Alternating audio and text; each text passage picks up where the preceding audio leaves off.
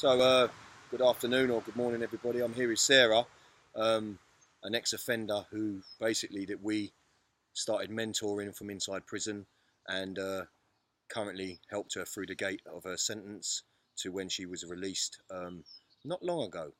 She now works with Direction, going into the schools, and it's been a bit of an emotional day today where we've been sort of lost in a bit of nostalgia by coming back to HMP Bronzefield prison to actually just soak in the atmosphere, to actually the realization of someone who's been released from prison and how it feels to actually go back to that place. And I understand that some people say never go back because it's bad luck, but Sarah wanted to come back here. We worked in a school just around the corner today, and we was coming past the prison anyway, so we just stopped for a moment. And Sarah, as far as you're concerned, how does it feel to actually be back, like in the grounds of Bronzefield? To be honest, it's really emotional.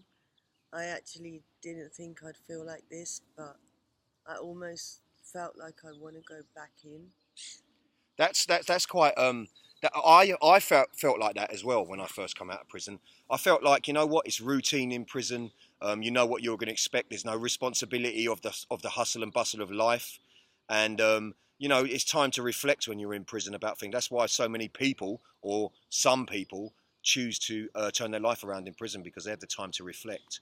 Uh, Yeah. and I just thought it would be beneficial for you to just come back here today, just to soak yourself around the surroundings. And you know, you've left this kind of life behind you, and we're proud to have you as part of someone who is involved with the Directions team, and obviously going into schools and helping young people, particularly women, young girls, about some of the encounters that they can face when they're out in the communities, to do with aspiring to people who are in gangs. I mean, I know you've gone into a school today and spoke to a lot of young individuals. What was the kind of energy you got from the class today in that school? Um, I felt like they were all over the place to begin with, Yeah, and then when I began speaking and the tones that I was using on what I was saying and how I was describing things, it kind of captured their attention, and I believe that 95% of the children were listening intently, right, which made me feel as if I'd done my job properly. cool. We talk about your journey now. I mean, what is your vision for the future, Sarah? I mean, obviously you've got a position with Directions now going into the schools, but I mean, have you got any plans for the future at all? Any goals, anything that you want to achieve?